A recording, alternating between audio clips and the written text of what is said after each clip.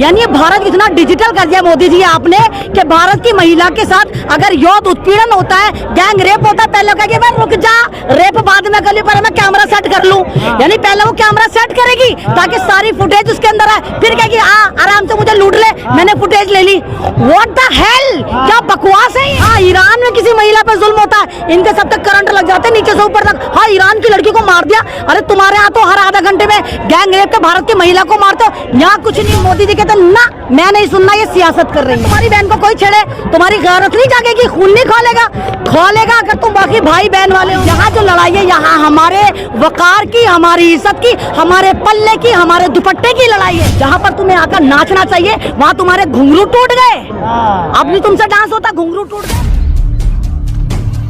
देखिए, इन बेटियों के समर्थन में मैं ही नहीं, मेरे ख्याल से जो भारत के बुद्धिजीवी हैं, जो बहु बेटियों वाले हैं, सारे के सारे पहुंचे हैं। जिस तरह लगातार 1 महीने से ये भारत की बेटियां जो मेडल लेकर आई थी, और उस वक्त हमारे प्रधानमंत्री सेल्फीबाज प्रधानमंत्री ने सेल्फी चमकाते हुए कहा था, ये भारत की महिलाएं जो हैं, ये मेरे परिवार का हिस्सा है जो गोल्ड मेडल लेकर आई है। और आज मोदी जी का वही परिवार मोदी जी के घर से 2.5 किलोमीटर की दूरी पर जंतर मंतर पर महीने भर से बैठा है, लेकिन मोदी जी कहते ना, मैं नहीं सुनना, ये सियासत कर रही है। लेकिन वो कह रहे हैं कि नार्को टेस्ट कराने के लिए तैयार है, बजरंग पूनिया, विनेश फोगाट सब करवाए, तो सब करवाने को तैयार, उन्होंने कब मना करा, वो भी करवाने को तैयार है। आप एक बात बताइए, ये वाली बात तुम्हें आप समझ में आई?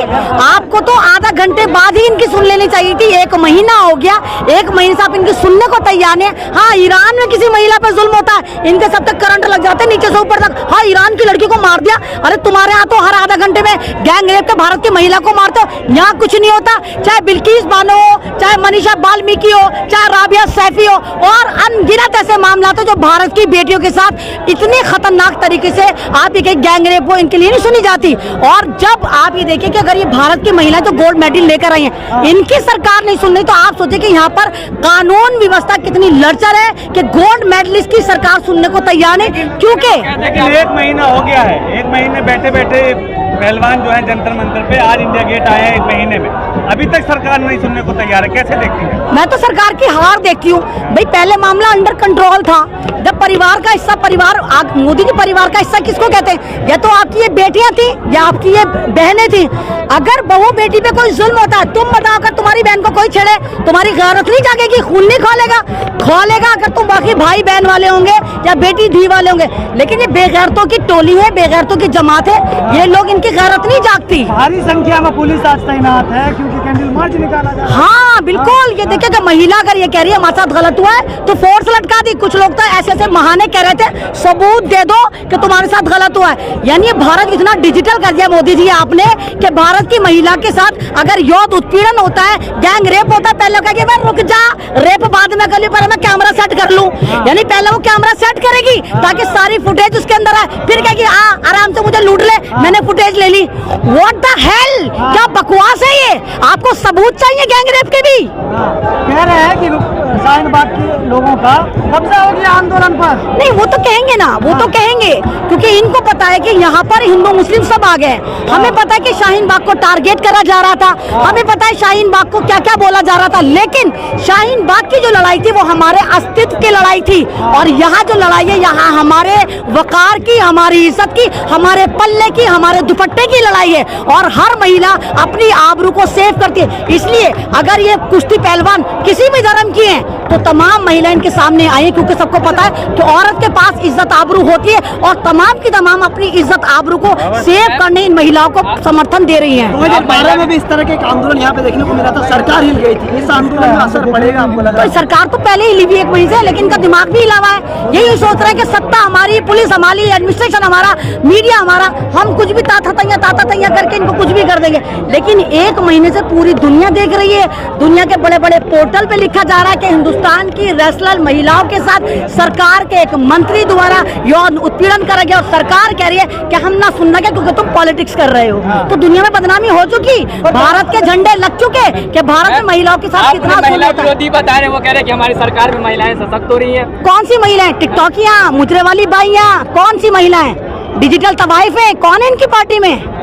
कौन है बेगारतों की जमात? वो सिलेंडर उठा के महंगाई करती थी निर्भया। मंत्री हाँ, तो मंत्री नहीं, तो जब वो निर्भया के कांड में साड़ियां उठा के मुजरे करती थी, तो निर्भया जो थी वो भारत की तुझे बेटी नजर आती थी? तुझे ना तो मनीषा वाल्मीकि भारत की बेटी नजर आती, न तुम्हें पहलवान भारत की बेटी नजर आती, न राबिया सैफी तुम्हें नजर आई, कंजराड़ा वाला केस हो ना।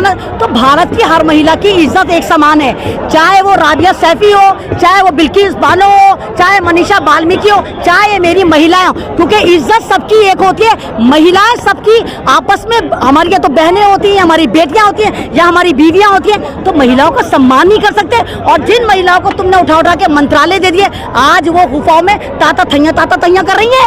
कहाँ है वो महिलाएं? अपमान कर रहे हैं। किसका अपमान कर रहे हैं? इन लोगों को मौका ये महिलाओं का अपमान है ना? ना, भारतीय जनता पार्टी में जो टिकटॉक मुजरे वाली बाइयां डिजिटल तवाइफ है, ये उनका मान सम्मान है, ये अपमान ही है, उनके लिए मान सम्मान है। कहाँ मर गई थी तुम? लहसुन अदरक उठा के नाच रही थी, महंगाई करके नाच रही थी, निर्भया करके नाच रही थी। जहाँ पर तुम्हें आकर नाचना चाहिए वहाँ तुम्हारे घुंघरू टूट गए। अब नहीं तुमसे डांस होता, घुंघरू टूट गए। या तुम जो खुद पूरी एक कहोगे गैस प्लांट बन गई हो, अब सिलेंडर तुमसे नहीं उठता क्योंकि तुम खुद ही गैस प्लांट बन गई हो पूरा का पूरा। ये अपमान है, आप भी अपमान नहीं, कर रहे हैं। अपमान नहीं है, अपमान नहीं है, ये अपमान नहीं है। जब किसी का दिल दुखता है ना, ऐसे ही वर्ड निकलते हैं। एक महीने से लड़कियां बैठी हुई है और कह रही है हमारी सुनो, तो आप कह रहे हैं कि पॉलिटिक्स कर रही है। अब इन्हें पॉलिटिक्स करनी होती तो हरियाणा में करेंगी। ये हरियाणा की बेटियां, दिल्ली की बेटियां नहीं है, इनको पॉलिटिक्स करनी है, हरियाणा में करेंगे और इनको खूब हाईलाइट भी मिलेगी। ये किसानों की बेटियां हैं, ये वही किसान है जिनके बारे में नारा दिया जाता है जय जवान जय किसान। ये महिलाएं भारत का गौरव ऊंचा करके लाई थी। कह रहे मैम आप लोग मौका मिलते ही सड़कों पे राजनीति करने उतर जाते हैं। नहीं, सड़कों पे राजनीति नहीं करते, बावलों की सरकारों, यहाँ लोकतंत्र चलता है। तुम भी ठोकतंत्र को प्रमोट कर रहे हो। लोकतंत्र जब तक जिंदा रहता है, अगर सरकार हमारे खिलाफ कोई भी ऐसा फैसला करती है तो लोकतंत्र जब जिंदा माना जाता है कि आप सड़कों पर उतर जाए, उसको लोकतंत्र कहते हैं। ये नहीं तूने बोला चल यूएपी है, तूने बोला चल चैनल उड़ा दो, तूने बोला चल गोली से मार दो, इसको लोकतंत्र नहीं कहते जनाब, इसको ठोकतंत्र कहते हैं। आपको डर नहीं लगता? क्या डर लगेगा? क्या करेंगे? मार देंगे। हम तो मरने के लिए तैयार हैं, हम तो एक जन्म वाले हैं, हमें कल भी मरना है, हम आज ही मरेंगे, लेकिन अपनी मौत को यादगार बनाकर जाएंगे, बताएंगे। इस भीड़ को दिखाकर ज्यादा खुश मत हो, बहुत सारे लोग मेरे साथ खड़े, कई लाख। हाँ, तो जाहिर सी बात है, बलात्कारियों की भी एक लंबी फहरिस्त है, सारे बलात्कारी उसके साथ ही खड़े होंगे। बलात्कारी एक तो है नहीं। और आपको पता है भारतीय जनता पार्टी में 45% लोग बलात्कारी हैं, तो सारे 45% उसके साथ खड़े होंगे। तो वो उन्हीं को दिखा रहा है कि मैं शक्ति प्रदर्शन करूंगा। अरे भैया, अगर तू वाकई मानव की औलाद है, क्योंकि मुझे नहीं लगता है, तेरे कोठी के बाहर ये बैठी हुई, जा इनसे माफी मांग ले, कह दे हाँ भाई गलती हो गई, जो सरकार फैसला करेगी मैं मानने को तैयार हूँ। तो जुर्म हल्का हो जाता है जब आप एडमिट कर लेते हैं कि आपसे गलती हुई। आप तो ढीठ बने जा रहे हैं, क्या जा रहे हैं ना, मेरा बिगाड़ के दिखाओ ना, क्योंकि उनको पता है कि भारतीय जनता पार्टी उनको समर्थन दे रही है। तभी तो कह रहे नड्डा बोलेगा तो इस्तीफा दे दूंगा, भारतीय जनता पार्टी बोलेगी तो इस्तीफा दे दूंगा, मोदी जी बोलेंगे तो इस्तीफा दे दूंगा। उसको पता ये बोलने की नहीं है। तो ये क्रिमिनल लोग हैं, ये माफिया लोग हैं जो भारतीय जनता पार्टी पे एक तरह से कैप्चरिंग कर चुके, हाईजैक कर चुके। तो इनका सफाया होना बहुत जरूरी है।